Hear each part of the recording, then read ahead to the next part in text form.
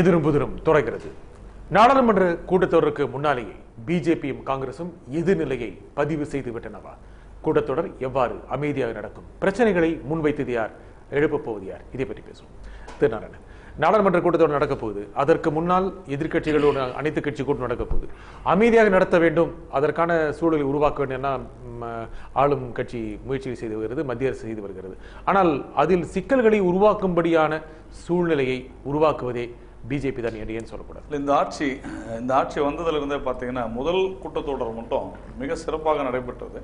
அதை ஒரு இந்த நாட்டினுடைய சரித்திரத்திலே நடக்காத அளவிற்கு அதிக அளவிலே நடந்த ஒரு பாராளுமன்றம் கூட்டத்தொடர் என்றால் முதல் கூட்டத்தொடர் தான் என்று பெருமையாக பேசணும்.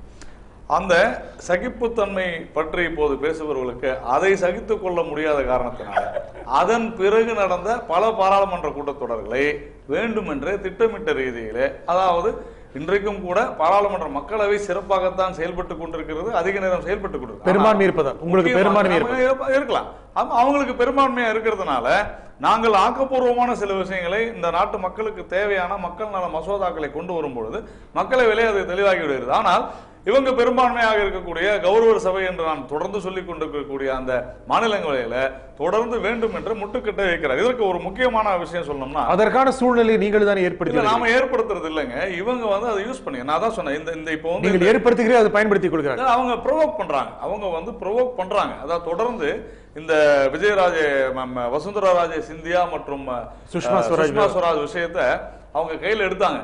ஆனால் பாருங்க, அந்த எதிர்கொள்ள முடியவில்லை என்றது அது காரணம் இருக்கு. அதுதான் அந்த மாநிலங்களவையில் அவங்களுக்கு அதிக பலம் இருக்கிற காரணத்தினால திட்டமிட்ட ரீதியில சதி செய்து முடக்குகிறார்கள் தான் தொடர்ந்தே சொல்றோம். நம்ம அதுல பாத்தீங்கன்னா அந்த பர்டிகுலர் இஷ்யூல அந்த கூட்டத்தொடர்ல நில மசோதா மற்றும் ஜிஎஸ்டி பில்லு இது ரெண்டையும் வரக்கூடாது செஞ்சாங்க. காரணம் என்னவென்றால், எங்கே இந்த நாடு வளர்ச்சி அடைந்து விடுமோ, வளர்ச்சி பாதையில் சென்று விடுமோ என்கின்ற பயம் தான் மிக முக்கிய காரணம். ஏனென்று சொன்னால் இவர்களை பொறுத்தவரை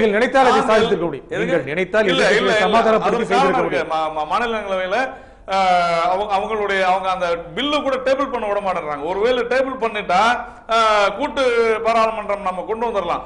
டேபிள் பண்ண விடாத சதி செய்கிறார்கள் கம்யூனிஸ்டுகளும் காங்கிரசும் தான் நான் தொடர்ந்து சொல்லிக் கொடுத்திருக்கிற விஷயம். அது எப்படின்றது அவங்களுக்கே தெரியும். அதை டேபிள் பண்ண விடட்டும், பாத்துடலாம், ஜாயிண்ட் பார்லிமெண்ட் செஷன் போட்டுருவாங்க, ஒன்னும் பிரச்சனை இல்லை. ஆனா அதற்கு நேரடியாக விளக்குங்கள் இல்லைங்க, பண்ண விட சொல்லுங்க. அவர்களுடைய எம்பி தான் சபாநாயகர், டேபிள் பண்ண விட சொல்லுங்க. நான் என்ன கேட்கிறேன், அது முடிஞ்ச உடனே பாத்தீங்கன்னா இந்த சுஷ்மா ஸ்வராஜ் விஷயத்தை இவங்க நிறுத்திட்டாங்க, பேசுறது இல்லை.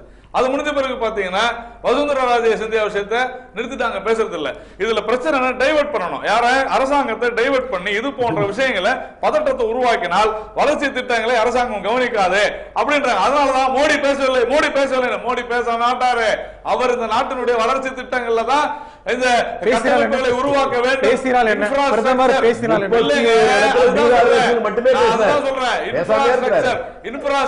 இவங்களுக்கு தேவையில்லாத, இவர்களுக்கு தேவையில்லாத கேள்விகளுக்கு, அவசியம் இல்லாத விஷயங்களுக்கு பதில் சொல்ல வேண்டிய அவசியம் இல்ல. தேர்தல் கூட்டங்களை மட்டும் பேசுவார் என்று சொன்னால் தேர்தல் கூட்டங்களை பேசிருக்கிறாரு, மக்கள்கிட்ட நேரடியாக பேசிருக்கிறாரு. இன்ஃப்ராஸ்ட்ரக்சர் டெவலப்மெண்ட் நடந்துகிட்டு இருக்கு, அதை பாதிக்க வைக்கணும், அதை பாதிக்க வைக்க வேண்டும் என்பதால் மக்கள்கிட்ட பேசுறாரு, அதை பாதிக்க வைக்க வேண்டும் என்பதுதான் ஒரு நோக்கமே. இப்ப அடுத்து பாருங்க, பீகார் தேர்தல் வந்தது, அதனால என்ன பண்ணாங்க, தாதுரி சம்பவத்தை ஊதி பெருசாக்கினாங்க.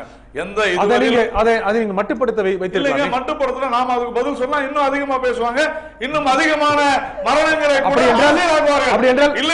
என்றால் நீங்கள் பேசாமல் இருந்து அவர்கள் பேச வேண்டுமோ அப்போ பேசுறாங்க. நாராயணன் பேசினா எல்லா இடத்துலயும் நான் பேசினேன், இவங்க போய் பேசுறாங்க. இது திட்டமிட்ட ரீதியில இவங்க கிளப்பி விடுறாங்க பிரச்சனைய, ஊதி பெரிதாக்குகிறார்கள். அந்த அக்லக் விஷயத்துல அந்த அக்லக்குடைய மகன் ராகுல் யாதவ் என்கின்ற ஒரு நபரை சுட்டு இருக்கிறார். அதன் ரீதியாக வந்த ஒரு விஷயம் தான் இதுன்னு சொல்லி இருக்குது. ஹரியானா விஷயத்துல போரன்சிக் டிபார்ட்மெண்ட் சிபிஐக்கு கொடுத்த பல விளக்கங்கள் பேசும்போதெல்லாம் கூட சில ஊடகங்களும் எதிர்கட்சிகளும் வேண்டும் என்றே இதை பரப்பிக் கொண்டிருந்தன. வேண்டும் என்று சொல்ல திரும்ப பயன்படுத்துகிறார். அதாவது இவர்களை பொறுத்தவரையில சமூக பதட்டத்தையும் சில கொலைகளையும் வைத்து அரசியல் செய்வதுதான் அவருடைய சில என்று சொல்கிறீர்கள். சில கொலைகளின் பின்னணி என்ன என்பது என்ன பின்னணி என்ன அதுதான் சொன்னேன். யூபியில தாத்ரியுடைய பின்னணி அந்த அக்லக்குடைய மகன் வந்து சுட்டு இருக்கிறார். அந்த ராகுல் யாதவ் ஹாஸ்பிட்டல் அட்மிட் ஆயிருக்காரு. அதை யாருமே பெரிதாக பேசவில்லை. தினமலர்ல சென்ற மாதம் 5ஆம் தேதி காலை 8:51 பதிவான விஷயம் இது. நான் என்ன கேட்கிறேன், அதையே அவங்க யாரும் பேசல, எந்த ஊடகங்களும் பேசலையே. அப்ப மறுப்பாக சொல்லணும்ல, தினமலர் போய் சொல்லுகிறது. இந்தியன் எக்ஸ்பிரஸ்ல வந்திருக்கிற ஹரியானா விஷயம். அப்ப இந்தியன் எக்ஸ்பிரஸ்ல இவங்களுக்கு சாதகமா வர அறிக்கைகளை மட்டும் எடுத்துக்கிட்டு பேசுறாங்க தவிர உண்மை நிலவரத்தை அவர்கள் பேச மறுக்கிறார்கள். சரி சரி திரு வேலுச்சாமி, அதாவது பைபிள்ல ஒரு வாசகம் உண்டு, ஏ மாயக்காரா, உன்னுடைய கண்ணில் இருக்கிற உத்தரத்தை எடுத்து போட்டு விட்டு உன்னுடைய நண்பருடைய கண்ணில் இருக்கக்கூடிய துரும்பை எடுத்து போட முயற்சி செய்யும். பாராளுமன்றத்தை முடக்கிறத பத்தி இவ்வளவு ஆக்ரோஷமா பேசினாரு. கடந்த 5 ஆண்டுகளில் தொடர்ந்து 5 பாராளுமன்றங்களை நடத்தவே விடாமல் முடக்கியது பிஜேபியா கம்யூனிஸ்ட் காங்கிரஸா? காரணம் என்ன? அதைத்தான் நான் கேட்கிறேன். பாராளுமன்றத்தை முடக்குவது, இவர் சொன்னாரு மெஜாரிட்டி உங்களுக்கு இருக்கு அதனால முடக்கிறாங்க. மெஜாரிட்டி இல்லாமல் இருக்கிற போது நீங்கள் முடக்கினீர்களே, வளர்ச்சியை தடை செய்வதற்கா? எதற்காக முடக்கினார்கள் அவர்கள்? அவர்தான் சொல்லணும். ஊழல் குற்றச்சாட்டு இருந்தன, சம்பந்தப்பட்ட அமைச்சர்கள் அதே தான் நாங்களும் சொல்றோம். அவங்க சொன்னா நியாயம், நாங்க சொன்னா தப்பா? வியாபம் ஊழல் இல்லையா? வியாபம் ஊழல் ஊழல் பண்ணியா? வியாபம் ஊழல் சிபிஐ விசாரணை நடக்குது. விசாரணை போட்டோமே, அதே பிரதேசமே பேசுங்க. விசாரணை போட்டோம். அவர்கள் செய்தால் அது நியாயம், நாங்கள் செய்தால் நியாயம் இல்லையா? மத்திய அரசு அவர் கொஞ்சம் ஆளு பாக்குறதுக்கு நல்லா அழகா இருக்கிறாருன்னா அவர் சொல்றதா கேட்கணுமா? தமிழ்நாட்டு வாக்காளர்களா?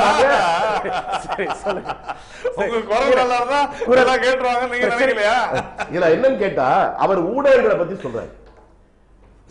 இந்த ஊடகங்கள் தான் ஒரு சாதாரண மோடியை இந்தியாவிலே பிரம்மாண்டமான ஒரு மனிதனாக, பெரிய தலைவனாக, பெரிய தியாகியாக அவர் உருவாக்கி தர்ற போது அவர் அப்ப வந்தாரு. அது கண்ணதாசன் அப்பவே சொல்லிட்டு போறாரு, விளம்பரத்தாலே உயர்ந்தவன் வாழ்க்கை நிரந்தரமாகாது. அந்த ஒரு சினிமாவில் வர்ற மாதிரி மழை பெஞ்சு போனா கோழி வெள்ளையா போயிருமேங்கிற மாதிரி 2 வருஷத்துக்குள்ளே வெளுத்து போயிட்டார். அது நாங்க என்ன பண்ணுவோம்? நீங்கள் சொன்னதை செய்ய முடியல. நீங்கள் அப்படிப்பட்ட சித்திரத்தை சித்தரிக்க விரும்புகிறீர்கள். சித்திரத்தை சித்திரம் தான் சொல்ல முடியும். செவர்தான செவர்னு சொல்லுவோம். அப்படிப்பட்ட சித்திரத்தை விரும்புகிறீர்கள். நான் என்ன சொல்றேன், அவர் கொஞ்சம் முன்னால சொன்னார், 2 விஷயத்தை சொன்னார். நாங்க பேங்க்ல கோடிக்கணக்கில் அக்கௌண்ட் வச்சிருக்கிறோம். ஏரிக்கிற ஸ்டாப் இருக்குது, ஏரியக்காரங்கிற மாதிரி அக்கௌண்ட் இருக்கு. பணம் எங்க? பணம் இருக்கதானே சொல்றாங்க. அவரு பணம் இருக்கா போட்டேன்னு சொன்னாங்க, போடல. என்ன பேசுது? நாங்க ஆட்சிக்கு வந்தா கருப்பு பணத்தை கொண்டு வந்து ஆளுக்கு 15 லட்சம் போடுவோம், நாங்க போடல. சரி, தூய்மை இந்தியாங்கிற பேர்ல கோடி கோடியா விளம்பரம் கொடுத்து ஊடகங்களை விலைக்கு வாங்க பார்த்தாங்க. நாடு தூய்மையாகல. தூய்மை என்பது அன்னைக்கே வள்ளுவர் சொல்லிட்டான், தூய்மை எனப்படுவது யாரு அப்படின்னு சொல்லிட்டு சொல்றான். தூய்மை நீரால், அகத்தூய்மை வாய்மையால் காணப்படும். அந்த அகத்தூய்மை இதை சொல்லுகிற மோடிக்கு இருக்கா அப்படின்னு மக்கள் கேட்க ஆரம்பிச்சாங்க. நான் என்ன பண்ண முடியும்? 68 வருஷம் குப்பையை 68 வாரத்துல எடுத்துருவாங்க. ஏற்கனவே திரு பொன்முடி, ஆட்சியாளர்களுடைய குறைகளை வெளியே சொல்லலாம், ஆனால் நாடாளுமன்றத்தில் ஸ்தம்பிக்கிற அளவுக்கு சொல்வது என்பது மக்களுக்கு எதிரானது இல்லையா? நாடாளுமன்றத்தில் பாரதிய ஜனதா கட்சி தனக்குள்ள அந்த பலத்தை பயன்படுத்தி எதிர்கட்சிகளுடைய கோரிக்கையை ஏற்காமல் நிராகரிக்கக்கூடிய அரங்கமாக நாடாளுமன்றம் மாறக்கூடாது. ஆளுங்கட்சிக்கு ஒரு தேடல் இருக்கணும். விவாத களம் தான் பார்லிமெண்ட். அந்த முறையில் பாரதிய ஜனதா கட்சி பார்லிமெண்ட் நடத்தாததுனால சில நேரங்கள்ல பார்லிமெண்ட் ஸ்தம்பிக்க வைக்க வேண்டிய கட்டாயம் ஏற்படுது. நீங்க இந்த நில கையகப்படுத்தும் லேண்ட் அக்விசிஷன் ஆக்ட், நிலம் கையகப்படுத்தும் மசோதா, காங்கிரஸ் கட்சி அதை கொண்டுட்டு வரும்போது பிஜேபியோட டிஸ்கஸ் பண்ணி தான் அந்த சட்டத்தை கொண்டு வந்தாங்க. கொண்டுட்டு வந்து பார்லிமெண்ட்ல அதை நிறைவேற்றினாங்க.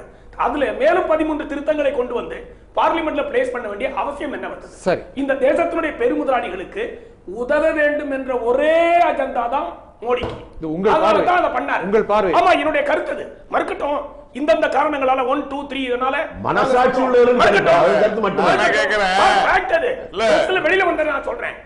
அப்படி இருக்கும்போது அப்புறம் ஏன் எதிர்க்க மாட்டாங்க? அன்னைக்கு எல்லா கட்சியும் டிஸ்கஸ் பண்ணி தானே காங்கிரஸ் கட்சி கொண்டுட்டு வந்தத திடீர்னு அந்த நிலம் கையகப்படுத்தும் போது அந்த நிலத்தினுடைய உடைமையாளனுக்குள்ள பாதுகாப்பியே மொத்தமா துணைத்தறிய ஏற்பாட்டுக்கு கொண்டுட்டு போய் நிறுத்தும் போது பார்லிமெண்ட்டை தடுக்காம நடக்கிறத நிறுத்தாம வேற என்ன பண்றது? கடைசியில பாரதிய ஜனதா கட்சி பின்னுக்கு போய் அந்த திருத்தத்தை கைவிட்டது. இப்படி பார்லிமெண்ட்டை முடக்கணும்னு குற்றமா நீங்க சொல்றீங்க.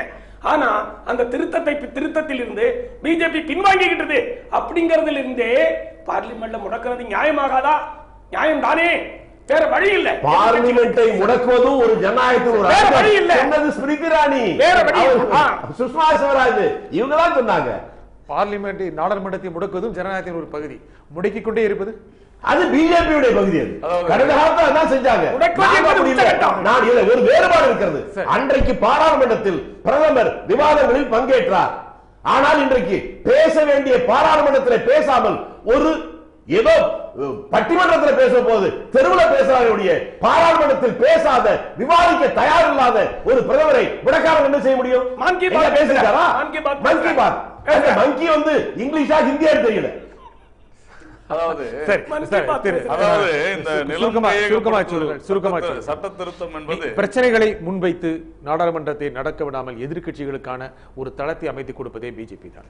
இல்ல பிரச்சனைகளை கையில எடுத்துக்கொண்டு நான் ஏற்கனவே சொன்னது போலதான் நண்பர் பொன்முடி சொன்னார், இந்த நிலம் கையகப்படுத்தல் சட்ட திருத்தமே இவங்களுடைய சலீம் குரூப் என்று சொல்லப்படுகின்ற இந்தோனேசியாவை சேர்ந்த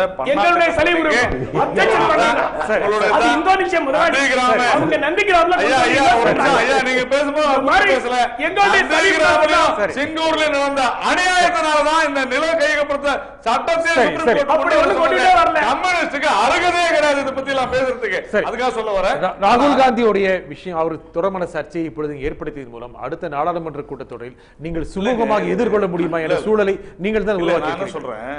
எவ்வளவு ஒரு பயங்கரமான விஷயம் பாருங்க. சுப்பிரமணிய சாமி ஒரு கடிதம் கொடுக்கிறார் பிரதமருக்கு. இதுதான் விஷயம். சுப்பிரமணிய சாமி கடிதம் பிரதமருக்கு கொடுத்தால் காங்கிரஸ் என்ன செய்யணும்? தைரியம் இருந்தால், இவர் சொன்ன ஆண்மை இருந்தால், இவர் சொன்ன அத்தனையும் இருந்தால் சுப்பிரமணிய சாமி மீது வழக்கு போடணும். அதை விட்டுட்டு பிரதமர் ஏன் பேசணும்? அப்போ இதுல இருந்து என்ன தெரியுது? சுப்பிரமணிய சாமி கண்டு பயப்படுறாங்க.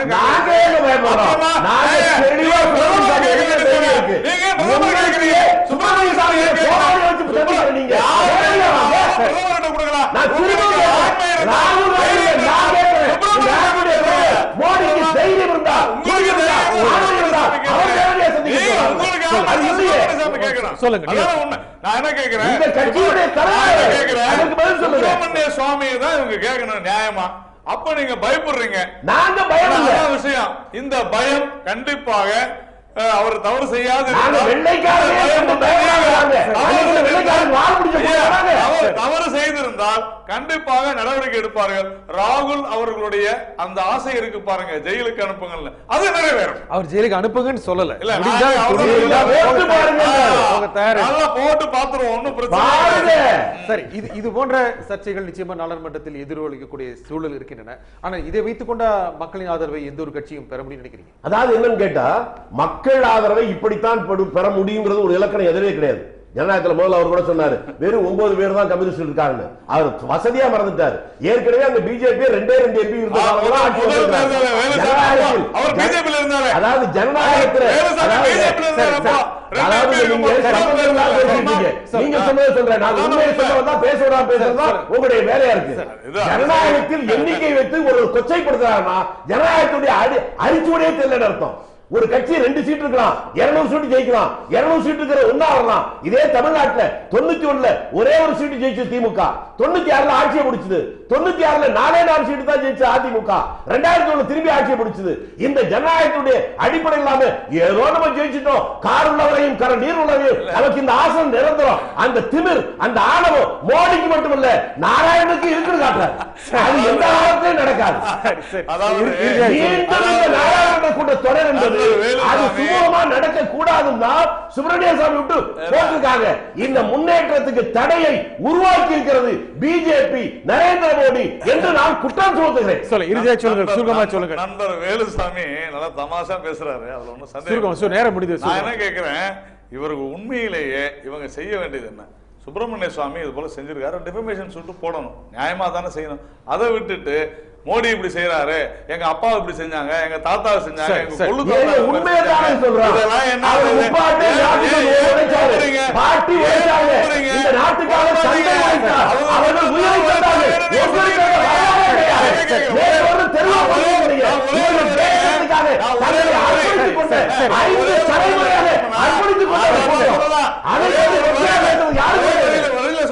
இந்த நாட்டை பிளவுபடுத்தியதுக்காக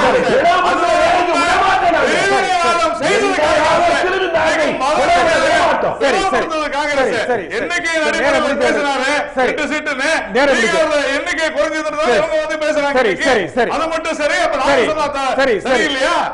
இந்த நிகழ்ச்சியில் கலந்து கொண்டு ராகுல் காந்தி விடுத்த சவால் நாட்டை பிளவுபடுத்துவது யார் என்பதை பற்றியெல்லாம் கருத்துக்கள் உரிமைக்காக திரு நாராயணன், திரு திருச்சி வேலுச்சாமி, திரு பொன்மணி, மிக்க நன்றி. இத்துடன் எதிரும் புதிரும் நிறைவடைகிறது. மீண்டும் நாளை சந்திப்போம். நன்றி, வணக்கம்.